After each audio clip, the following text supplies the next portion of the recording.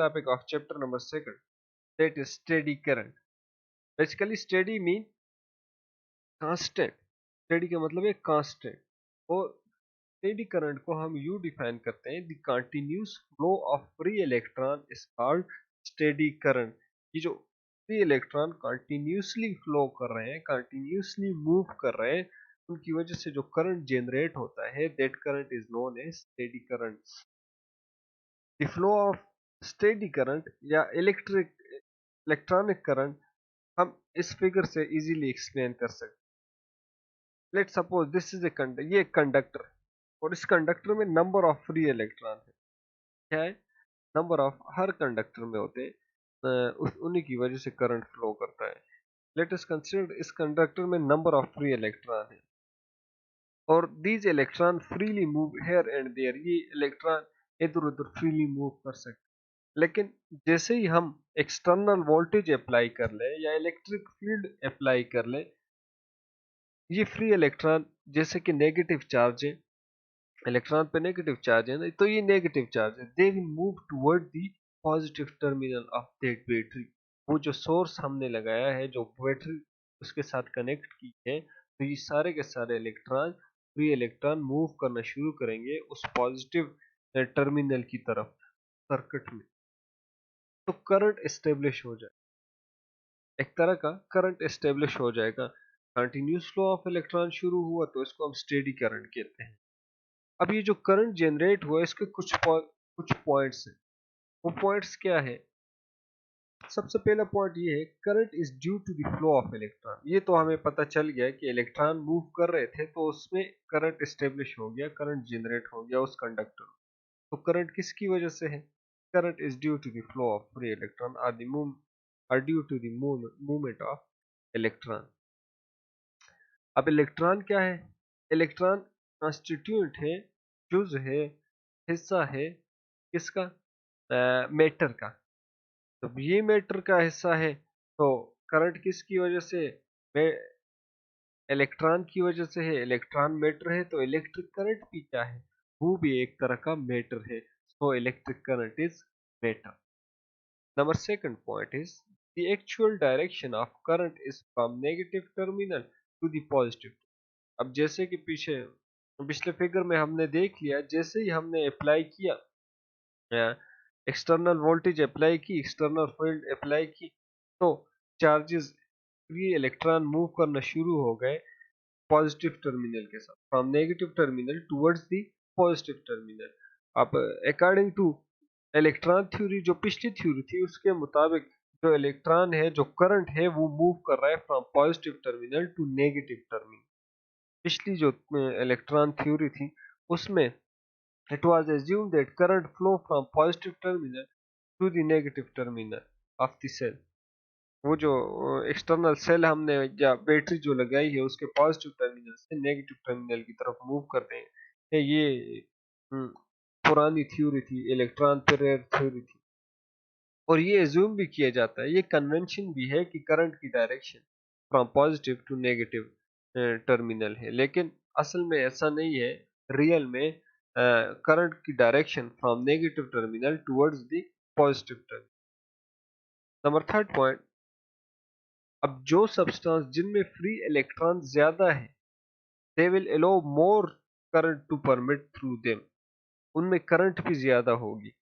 जिन electron में free electron ज्यादा होंगे, it will permit current flow easily, उससे करंट इजीली फ्लो होगा. जैसे मेटल की एग्जांपल ले ले, मेटल से करंट इजीली फ्लो होता है. क्यों? क्योंकि उसमें फ्री इलेक्ट्रॉन बहुत है. those substances which have large number of free electron, it will permit current flow easily. उससे जो करंट फ्लो होगा वो इजीली होगा. किसकी वजह से? नंबर ऑफ फ्री इलेक्ट्रॉन की वजह से ज्यादा होंगे. अब ऐसे सब्सटेंस को हम क्या कहते हैं? This substance are known as conductor. ऐसे सब्सटेंस को हम कंडक्टर कहते हैं, उनमें फ्री इलेक्ट्रॉन ज्यादा होते हैं.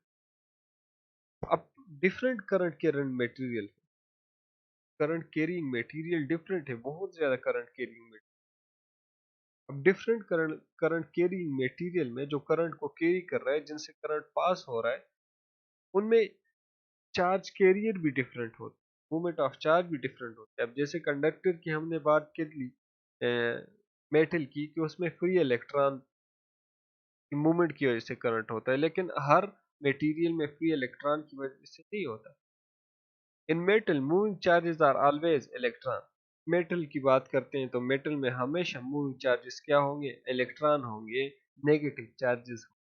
लेकिन गैसेस में ऐसा नहीं होता। गैसेस में moving charges are negative charges and positive ion, negative ions और पॉजिटिव आयन। गैसेस में करंट किसकी वजह से होता है, that is due to negative ion, दोनों की मूवमेंट की वजह से, पॉजिटिव आयन की वजह से भी और नेगेटिव आयन की मूवमेंट की वजह से भी। मीन जब दोनों चार्जेस मूव करेंगे, पॉजिटिव नेगेटिव, तभी गैसेस में करंट जनरेट होगा। इसके बाद semiconductor.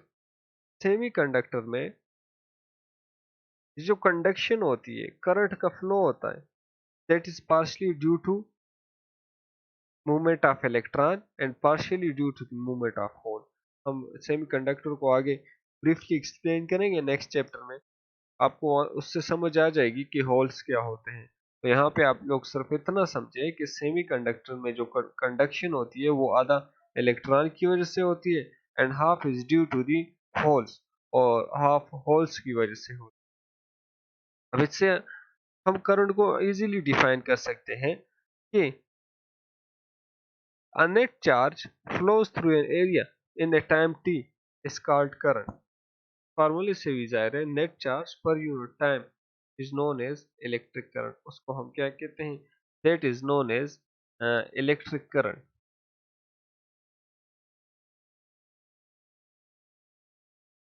Net charge flowing through the area per unit time.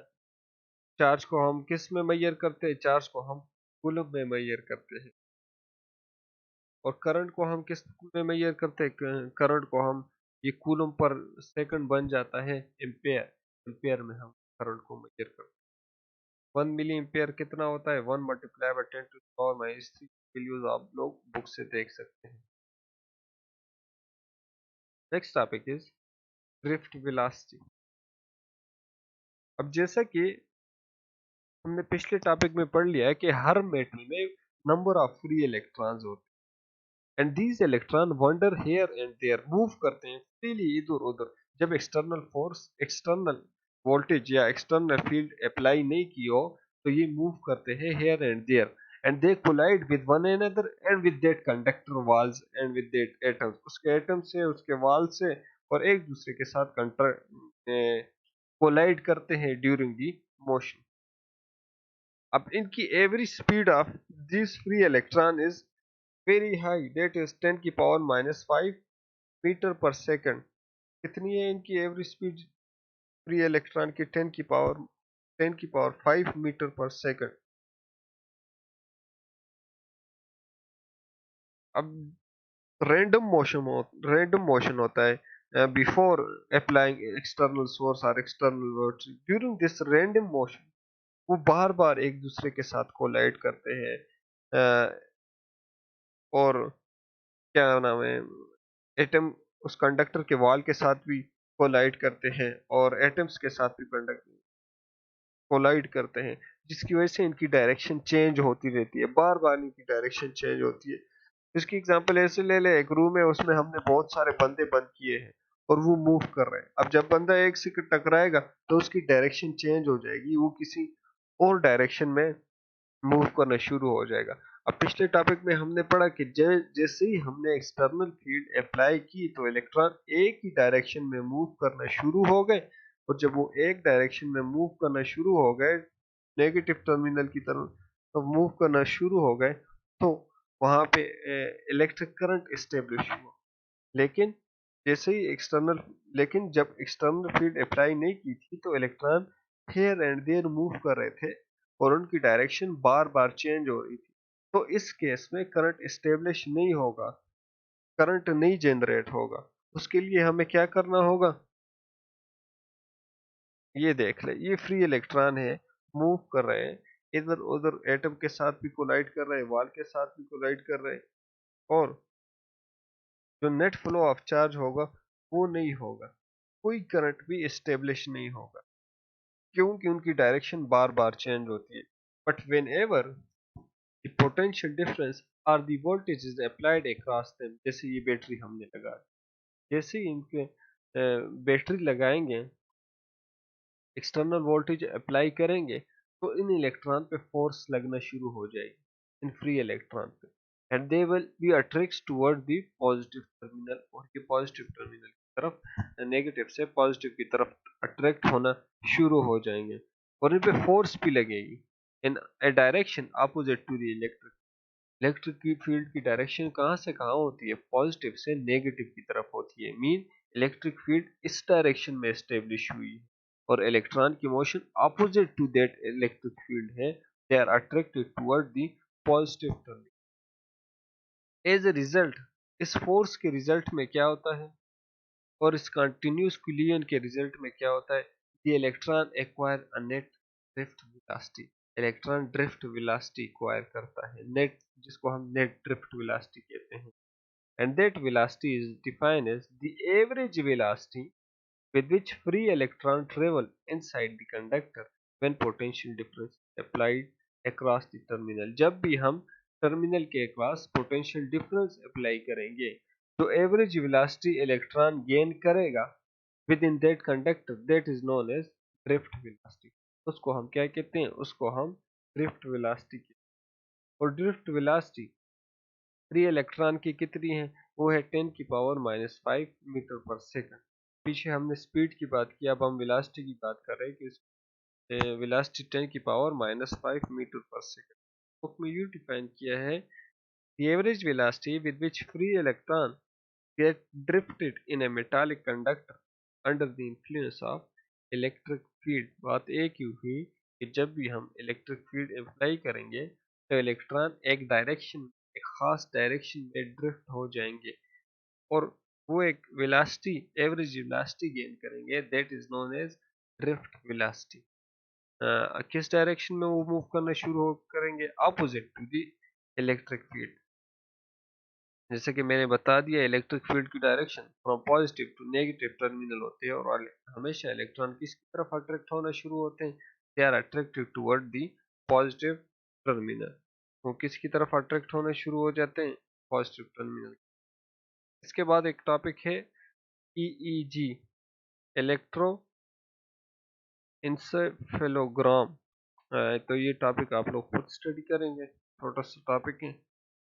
इंशाल्लाह we see you in next lecture।